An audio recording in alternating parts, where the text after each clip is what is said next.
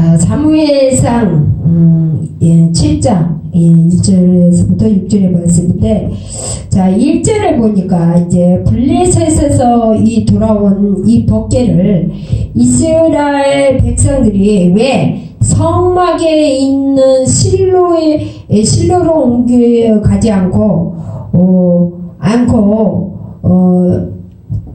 왜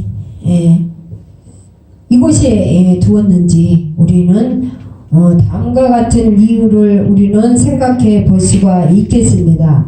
첫 번째는 이 아벡 전투 결과 이 블레셋 족속에 의해 당시 실로까지 철저하게 파괴되었기 때문이었습니다. 그리고 두 번째는 이 실로에 있던 이 성소가 하나님께 더럽혀진 결과 법궤를 빼앗긴 것으로 알고 당시 백성들이 이 법궤 보관 장소를 실로에 있는 그 성소를 피했기 때문입니다. 그래서 이 되도록이면 큰 성읍에서 멀리 떨어진 안전한 곳에 법궤를 보관하고자 했기 때문이었습니다. 자, 오늘 본문에서 법궤를 어디에 보관을 했는가 할 수가 있는데, 산에 살고 있는 아비나답의 집이었습니다. 이 아비나답이라는 사람은 내인으로 볼 수가 있는데, 자, 비록 이 성읍의 내인에게 할당되었던 그런 성읍이 아니었음에도 불구하고 우리가 그렇게 봐야 할 까닭은 이 사사시대 때에 이 내인들의 이 자신들의 성읍을 이탈하여 다른 지역에서 생활한 경우가 많이 있었습니다. 자, 그래 후에 이 아비나답의 후손들이 언약궤를 옮기는 일에 공식적으로 참여를 했기 때문에 우리가 알 수가 있는데, 자, 여기서 이 아비나답의 집도 길라 여아린 성읍에 있지만은 이 성읍의 애각지 산지에 위치했다는 것을 우리는 알 수가 있습니다. 자, 우리는 여기서 아비나답의 집은 이 언약궤를 보관하기에 적당한 그런 장소가 아니었나 생각을 해볼 수가 있겠죠. 자, 여기서 이 엘리야살이란 이 엘리야살이란 이름이 나왔는데, 이 사람은 누구인가? 그는 아론의 아들로서 아론의 뒤를 이은 차기 대제사장이 된 엘리야살과 같은 이름을 가진 자였습니다. 자, 그러므로 이 본문에 이 아비나답의 아들 엘리야살은 네이 지파의 후예임이 은연중에 말해주고 있는 모습이라고 볼 수가 있겠습니다. 자, 이러한 표현은 이 엘리야살이 혈통상 제사장 가문의 그런 후예가 아니었다는 것을 암시하며, 그래도 이 네이 지파였으므로 그곳 주민들은 그를 제사장으로 세운 것을 우리는 볼 수가 있습니다. 자, 성경은 이 엘리야살이 어떤 권위에 의해서 또한 어떤 방식에 따라서 제사장으로 구분이 되어 있는지에 대해서는 침묵을 하고 있다는 것을 우리는 볼 수 있죠. 자, 이 제사장적 신분으로 거룩하게 구별된 이 엘리야살이 구체적으로 어떻게 궤를 지켰는지 확실치는 않습니다. 그런데 이 아벡 전투로 말미암아 실로에 있는 성소가 파괴된 이후 이 공식적인 예배나 절사는 일시 중지된 그런 상태였습니다.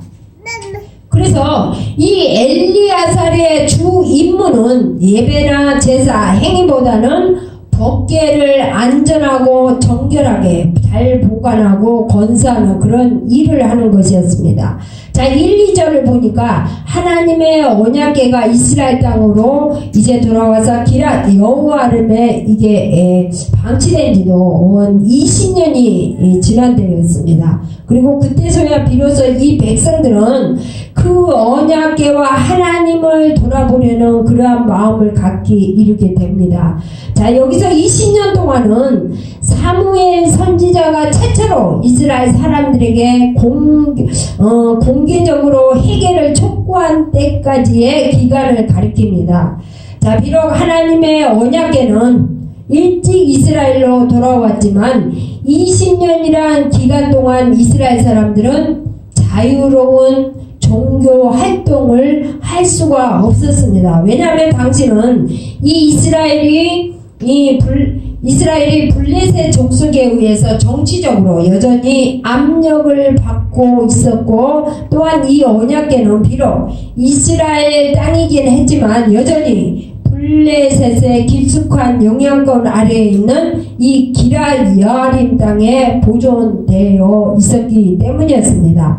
자, 이스라엘 백성들은 여호와 하나님을 사모했다고 기록을 하고 있는데, 성경에서 이 말은 흔히 신세를 몹시 환탄을 하거나 과거의 작은 잘못을 뉘우쳐 크게 울면서 부르짖는 그런 행위를 가리킬 때 사용이 되었습니다.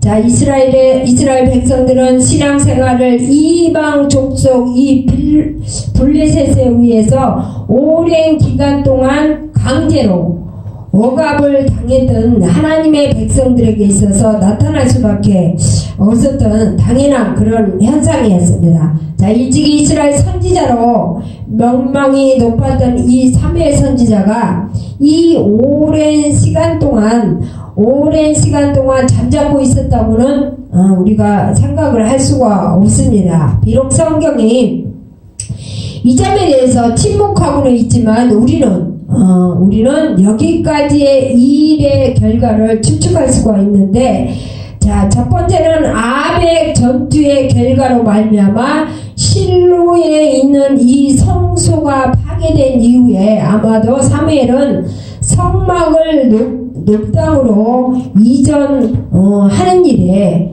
그런 깊이 관여를 했을 것이다 생각해 볼 수가 있겠습니다. 두 번째는 대제사장이었던 엘리와 그의 두 아들이 사망 이후에 이 사무엘은 실질적인 이스라엘의 정치 그리고 종교 지도자로서 사회 질서를 바로잡고 타락된 제사 예식의 기강을 수립하는 일에 그는 매진했을 것입니다. 세 번째는 블레셋이 이업을 무릅쓰고 사무엘을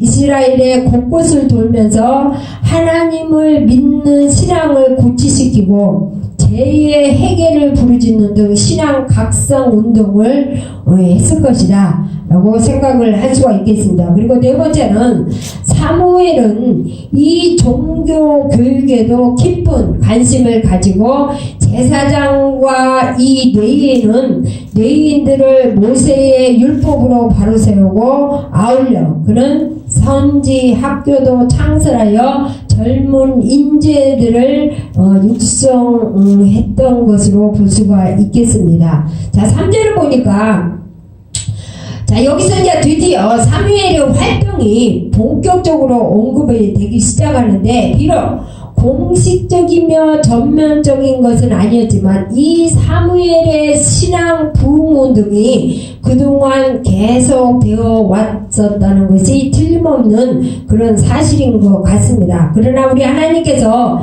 이 허락하신 적정할 때를 포착한 이 사무엘은 본격적이고도 공개적으로 이스라엘의 종교와 정치 그리고 지도자로서의 활동을 그는 이제 시작을 한 것 같습니다. 이때 이 사무엘의 나이는 몇 살쯤이었을까? 바로 32살쯤 되었을 것으로 추측을 할 수가 있겠습니다.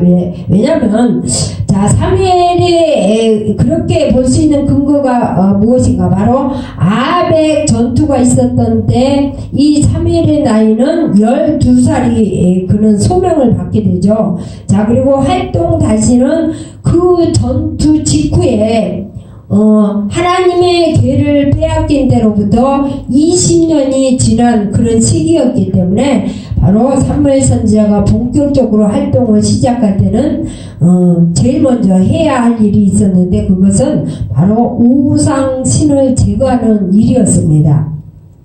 자, 그는 이방신들과 아스돗을 제하라고 말을 하는데, 자, 우상을 제하는 일은 이스라엘 백성들이 하나님께로 돌아와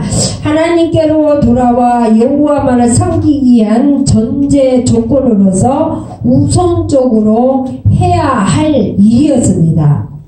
자, 여기서 말한 이 낯선 신들이란 무엇을 말하는가? 바로 바알신과 아스다솔인데, 자, 이방 신들을 다 버려야만 했습니다. 바알신과 이 아스다솔 신은 이 가난한 사람들에 의해서 생겼고, 이 신들은 필연적으로 성적 음란이 꼭 뒤따라야만 했었습니다. 자, 따라서 이 우상이 숭배는 하나님을 멀리하도록 조장했다는 그런 점에서 하나님의 백성들을 타락시키기에 충분했다는 것이죠. 자, 성경 곳곳에 이 바알과 아스다솥을 함께 묶어서 이스라엘 백성이 절대로 금해야 할 숭배의 대상으로 성경 곳곳에서 말씀을 하고 있습니다. 자, 사무엘 선지자도 당시 이스라엘 백성들이 이 블레셋 족속에 의해서 얼마나 오랫동안 심하게 유린되고 있었는지를 잘 보여줍니다. 아울러 그러한 압제와 핍박의 원인이 무엇 때문인가를 분명하게 여기서 말해주죠. 자, 보면 4절을 보면은 바알과 아스다솥을 제하고 여호와 하나님만을 섬기라고 말씀하고 있는데, 자, 본절을 보면 이 사무엘이 선지자로서의 백성들에 의하여 크게 신임을 받고 있다는 것을 분명히 우리에게 보여주는 장면입니다. 이 사무엘의 회개 촉구에 순히 응한 이 이스라엘 백성들의 이 같은 행동으로 그들이 하나님만을 의지하는 것이 자신들을 자유케 하는 지름길이라는 것을 그들이 체험적으로 깨달았기 때문에 그들은 회개에 이르게 되는데, 결국 이것은 그동안 힘써 노력해온 사무엘의 신앙 각성 운동이 열매를 맺은 것이요, 또한 이 블레셋의 압제에서 구원받기를 간절히 그들은 소원을 했기 때문에 이 이스라엘 백성들에게는 결코 저버릴 수 없는 유일한 선택이었을 것입니다. 자, 5절을 보니까 이제 이스라엘은 미스바로 모이라고 합니다.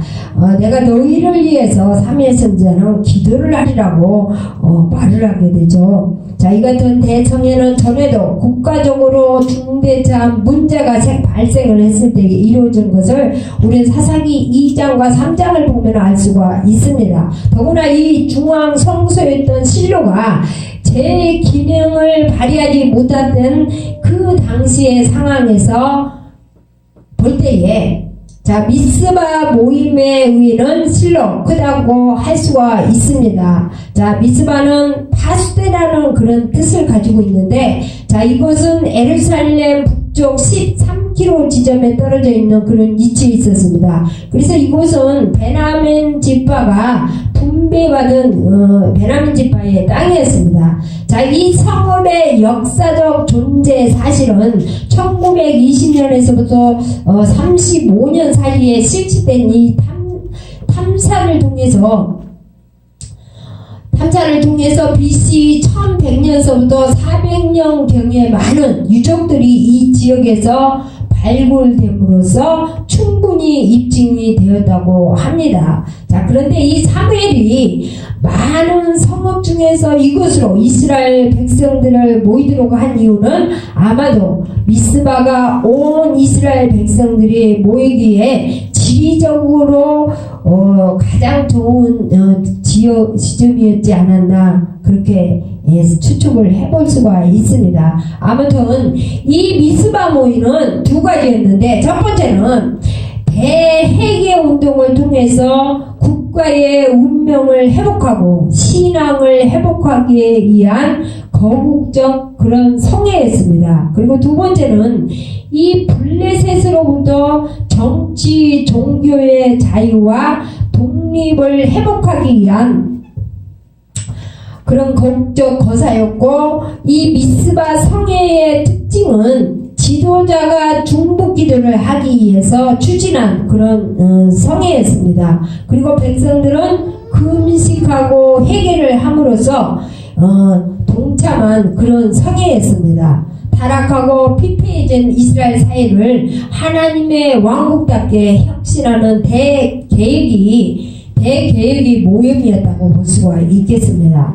자, 이렇게 파괴된 하나님과 이스라엘 사이의 이 언약 관계를 새롭게 회복하는 대전환의 그런 모임이었습니다. 사무엘이 너희를 위해서 기도하리라. 이 말은 이스라엘 백성의 죄악에 대한 중보의 기도 모임이었습니다. 자, 이런 마땅히 대제사장이 할 일이었지만 당신은 그 대제사장의 뚜렷이 없었고 또한 의식까지 제대로 행하지 않았기 때문에, 그래서 이 사무엘 선지자는 이스라엘의 새로운 그러한 질서를 세우도록 하나님에 의하여 특별히 부름을 받았던 그러한 인물이었다는 점에서 이 사무엘에 의해 그 모임은 수행될 수밖에 없었다는 것을 우리는 알 수가 있죠. 자, 마지막 6절을 보면은 물을 길어 여호와 앞에 붓는다는 말이 나오죠. 물을 길어서 여호와 하나님 앞에 붓는다. 자, 이처럼 물을 붓는 그 행위는 무엇을 말하는가? 마치 물을 부어 쏟듯이 자신의 마음 전부를 다 내어놓고 회개한다는 것을 상징합니다. 아울러 자신의 슬픔을 외적으로 모두 토해낸다는 것을 표현하는 또 하나의 상징적 그런 행동입니다. 자, 이처럼 이스라엘의 종교 계획을 주도한 이 사무엘은 이제 종교적인 것뿐만 아니라 또한 정치적인 지도자로서 백성들의 생활 태도 전반을 그는 고정을 시키고 감독을 하면서 재판을 해야 하는 사사로서의 역할도 그는 감당을 해야 했습니다. 자, 우리는 본문에서 이 이스라엘 백성들이 회개하는 그런 모습을 우리는 보는데, 이 회개란 무엇일까요, 여러분? 회개란 신앙인인 자신의 제약된 생활 가운데서 하나님께로 돌아오는 그런 행위를 말한다고 간단히 설명할 수가 있습니다. 자, 그런데 우리는 출애굽기 9장 27절과 35절 내용을 보면 거짓된 회개가 있다는 것을 우리는 알 수가 있죠. 무슨 말인가? 이 바로왕의 회개를 볼 수가 있습니다.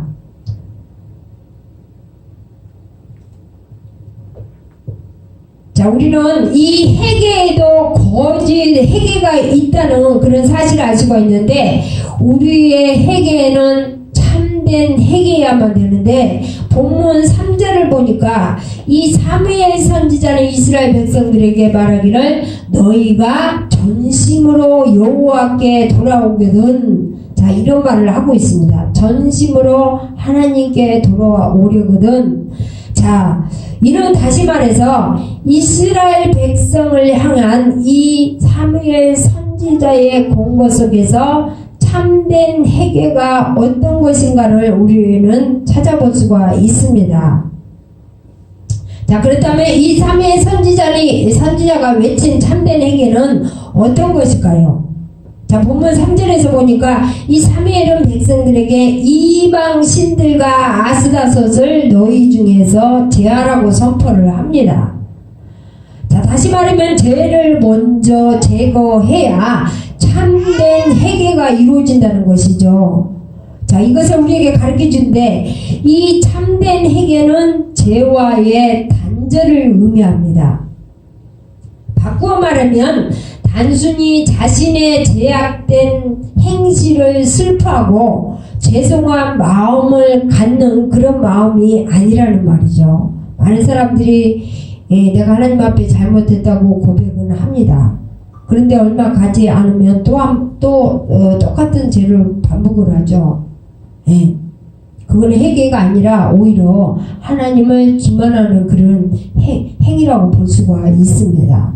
그래서 우리가는 하나님 앞에 철저하게 회개했다면 두 번 다시 그러한 죄를 범하지 않게 하기 위해서 나를 철저하게 주님의 말씀 앞에 복종을 시켜야 되는데 그게 그렇게 안 됐을 경우에는 또 한 번의 회개가 이루어지면서 조금씩 줄여지면서 새 생활을 할 수 있어야 되겠죠.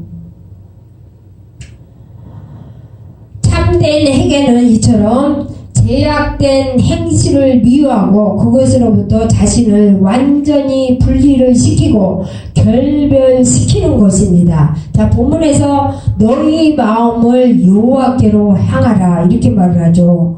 너희 마음을 하나님께로 향하라. 그동안에 갈팡질팡했던 그런 마음들을 하나님께 고정시키라는 말입니다. 자, 삶의 방향을 전환하는 것인데, 자, 이 말은 오늘을 살아가고 있는 저와 여러분들에게도 하나님께서 동일하게 요구하고 있다는 하나님의 메시지인 것을 우리는 알 수가 있습니다.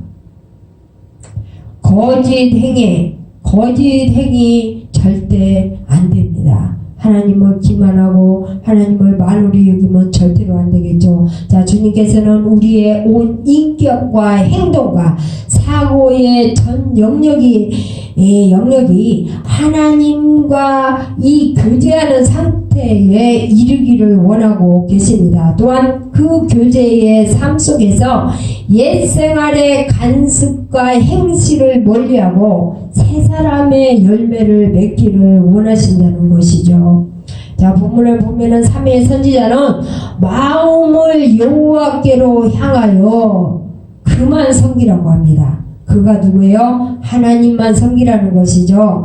자, 이전의 사사들처럼 사무엘 선지자 역시 그들의 제약을 지적을 하면서 이제 하나님만을 섬길 것을 그는 공부하고 있는 것입니다. 자, 그러므로 이스라엘들에게 요구되었던 것과 마찬가지로 저와 여러분에게도 망설임이나 주저함 없이 참 진리와 생명이 되신 우리 주님을 따를 뿐만 아니라 적극적으로 우리의 몸을 하나님의 뜻을 순종하는 의의 병기로 드려야 한다는 것입니다. 자, 사무엘 선지자가 이때 당시에 그 백성들에게 하시는 말씀은 지금 저와 여러분에게도 해당이 되는 말씀입니다. 우리는 얼마나 지금 하나님을 섬긴다고 하면서 하나님께 마음을 돌리는 것이 아니라 전적으로 세상을 향하고 있지 않습니까? 그런 저와 여러분의 마음을 오늘도 우리 하나님께서는 나를 향해서 순종하라고, 그리고 꼭 의의 병기로 나에게 좀 시간을 다하고 또 몸을 다하고 오늘도 요구하고 계십니다. 여러분의 삶에 또 한 번에 각오하시고 의의 병기로 드려지는 삶이 있기를 주님의 이름으로 축원을 드리겠습니다.